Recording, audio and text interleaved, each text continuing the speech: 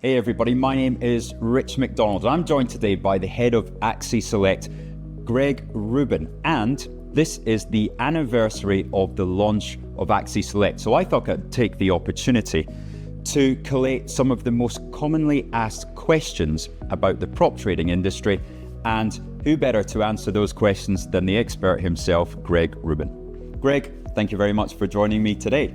Thank you, Rich. Always a pleasure. Now, to kick off with question number one, why has prop trading become so popular? I think prop trading addresses the biggest problem that we have in the trading community. It's the lack of funding. You know, what we see a lot of with retail traders is when they start out, they use too much leverage. They want to make a lot of money in a short space of time. You know, we all see people driving Ferraris, 7-figure salaries, and we assume, well, you're not going to get there trading $10 worth. So we get that sort of perception in. And when you have the prop firm space, you have the ability or the allure of having access and capital that you would never normally be able to. And that's certainly why it's become popular, is because people have been used to trading small accounts get the opportunity or the potential to have those large sums of money to trade with. And that's, I guess, certainly one of the main strengths of the industry. What do you see as the prop trading industry's strengths and weaknesses? So let's start with the weaknesses, and I'll come back to the strength, because the weakness is how likely you are to access that capital based on the current models.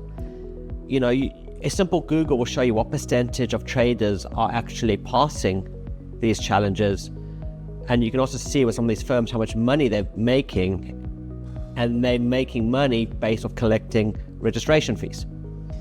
So a very small percentage of traders are actually being able to access capital or have this capital for any extended period of time. So what the purpose behind it, or the idea behind it, is great, but unfortunately, based on the current models, we aren't seeing a significant amount of people benefiting from it. Now, of course, there are some very good traders out there who are going through the systems and are making good money in careers. So it is possible, but unfortunately, with the rules and restrictions and the actual gist of the model being demo account registration fee, it is unfortunately not based around trading. It is more around speculation, in my opinion. Mm-hmm. So yeah, with regards to the advantages, it as I said, it does open up, it opens up a door for you. Because if you, with as little as paying a registration fee of, $500, $50, $200, you can, in theory, have access to $200,000 to trade. Again, how often does it happen is different. But I think with regards to the prop space, it certainly is appealing in that sense. Yeah. Now, I'd like to call what we've seen over the past few years the democratization of trading. Yeah. The prop trading industry ties into that. And how would you say the trader demographic has changed over the past 10 years, and why is that? So funnily enough, I started my career as a prop trader, but back then it meant something very different. Yeah. You worked for a firm. You're in their office every day trading their funds. Mm-hmm. And then I look now at, to this day, that was probably the most strenuous interview I ever had. I still remember it. And now you get the opportunity to sit at home from all walks of life. It opens the door to be able to trade for yourself, to become a local trader. So without the interview. Without the interview and without having to go to the office, and to do it for yourself. So it's definitely opened up the doors in terms of who can participate and who can actually get access to this capital. So naturally, you've seen people from all walks of life, all ages, all demographics getting that opportunity, which is great. Now, since we last met, I think prop trading firms have been closing down on a monthly basis. Do you expect this trend to continue? Yeah, look, it's been a very difficult time for the prop industry since MetaQuotes has sort of walked back, and we've seen a lot of brokers move out of the space. We're seeing a lot of these firms scrambling to find brokers, scrambling to find platforms to trade on, and it's not easy in that sense, and it's not easy to integrate. We've also seen a lot of brokers into the space, So naturally, the industry does seem to be evolving. Where this ends up, it'll be interesting to see. But when you look at the explosion, you go back, we almost at the anniversary, I think it was 1st of September when the MFF news hit, which was the start of this turmoil. Yeah. It's just over a year now. And before then, we had from 5-10 major firms into hundreds of firms. It's very difficult when you have hundreds of firms offering the exact same model, very similar models, to be space for all of it. So we hit that natural crescendo, and now we're seeing some of the smaller firms, unfortunately, leaving this space. And I think that would likely continue. I think we're likely heading towards a more broker-focused market. And there does seem to be a strong appeal for meta quotes, and it seems like the firms who have lost meta quotes are struggling. And that takes us on. One of the questions we've had is, what are the consequences of a broker-led industry? I think it's a positive. One of the issues that we've had, besides meta quotes, besides the brokers leaving the space or providing the service to these prop firms, is the lack of knowledge on risk management, lack of ability to handle flow. And ultimately, brokers, that's their core job as a broker. So there shouldn't be any excuses in terms of risk management, handling flow, being able to act like a broker. Yeah. So I think it's a big positive, especially when you see the stories of why some of these firms have shut down. It's the risk management that's let them down. It's the ease of market, and ultimately being a sales firm. So you'd rather have an industry that has that knowledge and that natural daily business is to manage it. And I think a lot of with what we've seen with these firms going under, or firms leaving the space, I think a lot of the participants would feel a lot more comfortable with the broker, leaving their funds with a broker, as opposed to a smaller firm. Now, you mentioned there that prop firms are struggling to integrate with other platforms. Why do you think this is? Well, MetaQuote has been the face of the prop industry, and it's the face of the FX industry. And as traders, you go with what you used to. But the one thing that's become bigger and bigger is the use of EAs. And MetaQuote is very good when it comes to integrating your EA into the platform, where I believe the others might not be as sophisticated in that sense. So if you are using an EA and that's your way, your strategy, it's difficult to integrate that.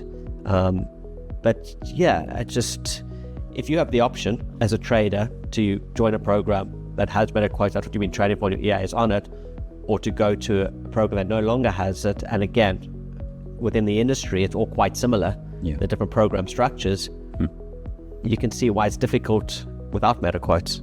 Now, Greg, assuming that Axi Select is successful in redefining the industry, how do you think the industry itself will change over the next 5 years?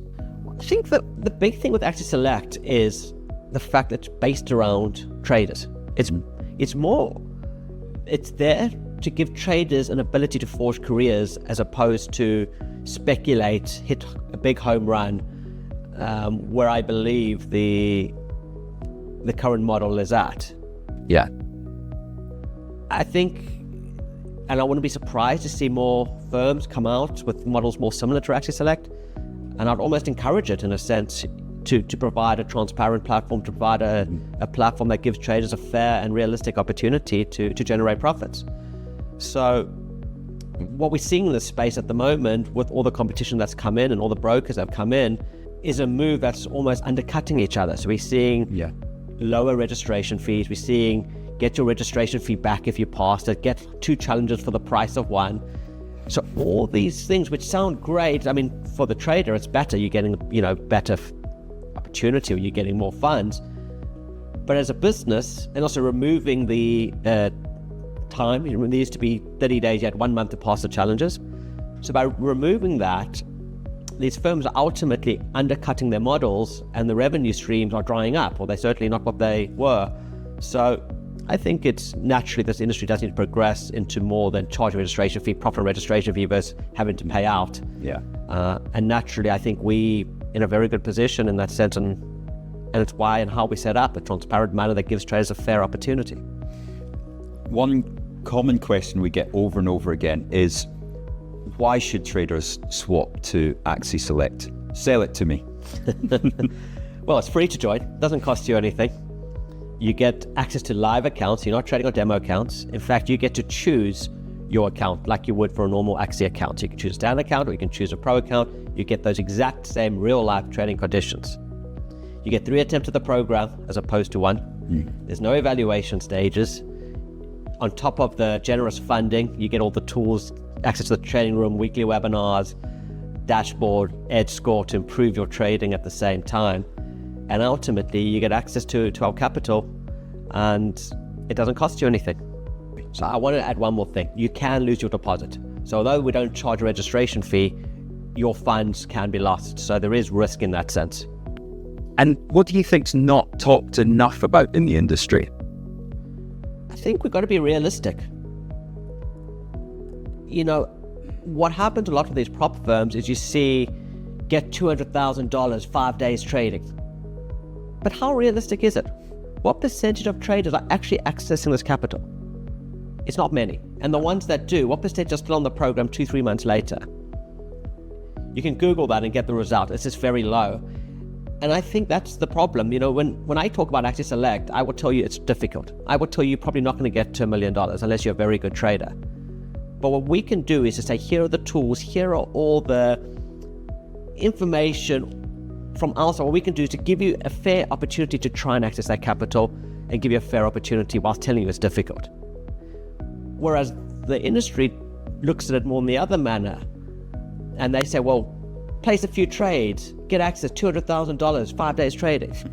Like, and I'll tell you a funny story, an interesting story, and I know we have spoken about this off air, but it's a very interesting story. Is one of the biggest questions I get asked is, can you speed up your program? Why does it take me so long to get access to that funding? I can get access to funding way quicker on the other programs. And I say, because it's real. Yeah. What company is going to give you $500,000 or $1 million of their funds unless you've proved yourself? But the way this prop industry has evolved, this common knowledge of you will get access to this money very quickly, that's considered common practice. Yeah.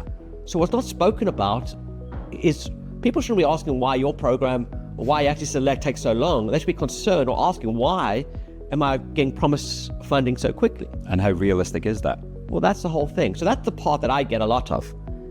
And I flip it around, and this must be about 6 months ago, I spoke to a good friend who's a hedge fund manager, and I was explaining Axi Select to him. And he said, so you mean you prepared to give traders $1 million of your funds within a year? I said, yes. And people told me that's way too slow. So in the real world, in the real financial world, in the world of hedge funds, Axi Select is like, wow, that's amazing. Yeah. In the world of the prop firm space, it's almost considered too slow. Yeah. And that should be spoken about more. This nonsense of saying you are likely to trade $200,000 in 2 months of trading or 2 weeks of trading. If it's real, there's not many companies in the world are giving you that after 5 trades, after 10 trades. Here's $500,000, go trade with my money. Yeah. So again, that plays into the model, and I think we should be more open about that and more realistic and more transparent when it comes to the industry and the model. Okay, and you talk about transparency. Okay, so let's test you on that. Why don't you give us some stats about fund allocation, payouts? You know, give us the true transparency of Axi Select. So we've got, if I look at from August and September, so say August and up to September, we've got just over 9,000 traders who have traded. We have 14 at the pro stage. We have 350 or 360, I think it was, in the acceleration stage, which is $50,000 to $100,000 of our funds. The pro stage is $200,000 of our funds. So we've got people at all the different stages. So you got 14 traders that have over $200,000 each. Yes. Of Axi funds. Correct. Wow. And it's growing, and it's growing as well, because it takes time. You can't just go from signing up to having 200,000. You have to prove yourself. And again, we spoke about being real, about being transparent. So we're very hopeful that these traders will progress soon to the Pro 500, the Pro M, get $500,000 and $1 million of our funds. And that's ultimately an important part of our program. Well, how hopeful are you? Hopeful. Why don't you give the the viewers some tips on how to get there? Like I said, trading is very difficult, and you've got to be a good trader. I'm not going to pretend to you that you're going to get $1 million of our funds. We're not going to. What firm gives somebody $1 million of their funds if they don't think you're a good trader? So to get $1 million of our funds, you've got to prove yourself. And I'm telling you now, it's not easy. But it shouldn't be easy. Yeah. You know? And I think that's the important takeaway. But that's the great thing, that you have the proof that 14 traders have met the conditions necessary to get $200,000 of funding already, and therefore are in the pipeline to go up to 500 and potentially 1 million. And the criteria to move from the 200 to 500,000 to $1 million is not anymore on your score. So once you've reached a score of 90, you are a pro trader. It's about showing it by making 5%. So long as you make 5% and your score doesn't drop below 90, you then, and meet the criteria of number of trades and days, you then move on to the next stage, which is 500,000 and $1 million. Fantastic. Well, Greg, I look forward to the day that you can tell me we've got our first $1 million allocated capital. And thank you very much for joining me today.